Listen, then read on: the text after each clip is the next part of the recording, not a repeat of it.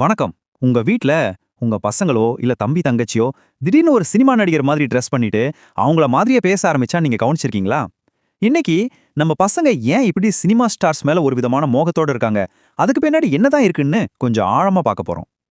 இப்போ நம்ம கேட்க போற முக்கியமான கேள்வி இதுதான்.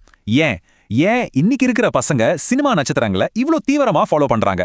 இது வெறும் ஃபேன்ஸ் அசோசியேஷன் வைக்கிறதோட முடிஞ்சிருதா, இல்ல இதுக்கு பின்னாடி ஏதாவது சைக்காலஜிக்கல் காரணம் இருக்கா? வாங்க பார்க்கலாம். முதல்ல இந்த திரை நட்சத்திர மோகம்னு சொல்றமே அதுக்குள்ள என்ன அர்த்தம் ஒளிஞ்சிருக்குன்னு புரிஞ்சுக்கலாம். இது சும்மா ஒரு என்டர்டெயின்மெண்ட் மேட்டர்ல, இது நம்ம சமூகம், நம்ம கல்ச்சர், அப்புறம் ஒவ்வொரு இளைஞரோட மனசோடையும் சம்பந்தப்பட்ட ஒரு பெரிய சிக்கலான விஷயம். இந்த ஸ்லைட்ல சொல்ற மாதிரி இது வெறும் சினிமா பார்த்து ரசிக்கிறது மட்டும் கிடையாது. இதுல ஒரு விதமான கிளாமர் இருக்கு. 24/7 நம்மள சுத்தி இருக்கிற மீடியாவோட ஒரு பெரிய இன்ஃப்ளூயன்ஸ் இருக்கு. எல்லாத்துக்கும் மேல நான் யாரு அப்படின்னு தங்களையே தேடிக்கிட்டு இருக்கிற அந்த வயசுல வர்ற ஒரு அடையாள தேடல், இது எல்லாத்தோட கலவை தான் இந்த மோகம். சரி, அப்போ இந்த ஈர்ப்புக்கு என்னதான் காரணம்? வாங்க கொஞ்சம் ஆழமா போய் பார்ப்போம். ஏன் இந்த மோகம் இவ்ளோ ஸ்ட்ராங்கா இருக்கு? இதுக்கு பின்னாடி என்னென்ன விஷயங்கள் இருக்கு? முதல்ல வெளியில இருந்து வர்ற காரணங்களை பார்க்கலாம்.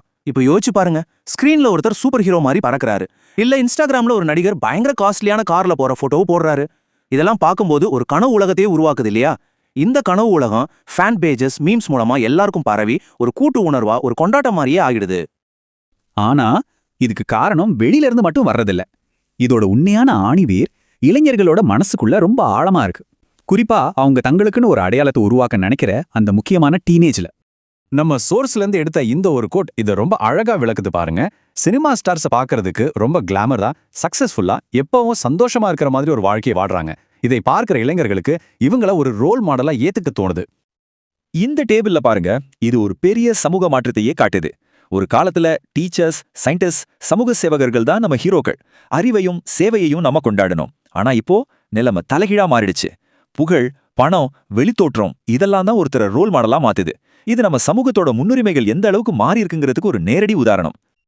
இந்த வார்த்தை தப்பித்தல், அதாவது எஸ்கேபிசம், நம்ம எல்லாருக்குமே இது புரியும்னு நினைக்கிறேன்.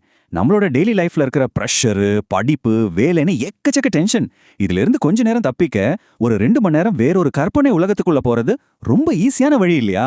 சினிமா அந்த தப்பித்தலுக்கான கதவை நமக்காக திறந்து விடுது. சரி, இந்த பிரச்சனை வெறும் மீடியாவோட முடிஞ்சிடுறதில்ல. இதுல குடும்பத்தோட பங்கு, குறிப்பா பெற்றோரோட பங்கு ரொம்ப ரொம்ப முக்கியம். வாங்க இப்போ அந்த முக்கியமான விஷயத்தை பத்தி பேசலாம். பெற்றோர்கள் சைட்ல பார்த்தா அவங்களுக்கே தெரியாம சில தவறுகள் நடக்கலாம். இப்போ பிள்ளைங்க ஒரு ஆக்டரை பத்தி பேசும்போது அதெல்லாம் ஒரு விஷயமான்னு நம்ம விமர்சிச்சா அங்கேயே ஒரு கம்யூனிகேஷன் கேப் வந்துருது. இந்த டிஜிட்டல் உலகம் எந்த அளவுக்கு அவங்கள பாதிக்குதுன்னு புரிஞ்சுக்காம இருக்கிறதும் ஒரு பெரிய பிரச்சனை. இதோட விளைவு, அவங்களுக்கு வழிகாட்ட, அவங்கள புரிஞ்சுக்க யாருமே இல்லைன்னு தோணும்போது அவங்க ஆட்டோமேட்டிக்கா மீடியா பக்கம் திரும்புறாங்க. சரி, இவ்வளோ பிரச்சனைகள் இருக்கு, இதுக்கு என்னதான் தீர்வு? இது நிச்சயம் ஒரு பெரிய சவால் தான், ஆனா சரி செய்ய முடியாதது இல்ல. இதுக்கு ஒரு ஒருங்கிணைந்த முயற்சி தேவை. நாம எல்லாரும் சேர்ந்து வேலை செய்ய வேண்டிய நேரம் இது. பெற்றோர்கள் என்ன செய்யலாம்? முதல்ல அட்வைஸ் பண்றதை விட்டுட்டு அவங்க கூட உட்காந்து பேசுங்க. ஓப்பனா பேசுங்க. அவங்களுக்கு பிடிச்ச ஹீரோ பத்தி பேசும்போது நீங்களும் அப்துல் கலாம் மாதிரி நிஜ ஹீரோக்களை பத்தி பேசுங்க. ஒன்னா நேரம் செலவழிக்கிறது ஒரு கனெக்ஷனை உருவாக்கும். அது ரொம்ப முக்கியம். அடுத்து பள்ளிக்கூடங்கள், இவங்களோட பங்கு ரொம்பவே முக்கியம். சோஷியல் மீடியால வர்றது எல்லாமே உண்மையா இருக்காது. எது உண்மை எது பொய்ன்னு பிரிச்சு பார்க்க கத்துக் கொடுக்கணும். மீடியா லிட்ரஸின்னு சொல்லுவாங்க. இதை செஞ்சாலே மாணவர்கள் கொஞ்சம் யோசிக்க ஆரம்பிப்பாங்க. இது வெறும் மார்க் எடுக்கிற கல்வி இல்ல, வாழ்க்கைக்கு தேவையான கல்வி. கடைசியா ஒரு சமூகமா நம்மளோட பொறுப்பு என்ன? மீடியா நிறுவனங்கள் வெறும் லாபத்தை மட்டும் பார்க்காம கொஞ்சம் பொறுப்போட நல்ல விஷயங்களை காட்டணும். அதே மாதிரி இளைஞர்களோட எனர்ஜியை சமூக சேவை, சுற்றுச்சூழல் பாதுகாப்பு மாதிரியான நல்ல விஷயங்கள்ல ஈடுபடுத்தினா அவங்களோட கவனம் ஆட்டோமேட்டிக்கா நல்ல பாதைக்கு திரும்பும். இவ்வளவு நேரம் சொன்ன எல்லா தீர்வுகளையும் விட இதுதான் ரொம்ப முக்கியம். இளைஞர்களுக்கு நேரடியா சில திறமைகளை கத்துக் கொடுக்கறது.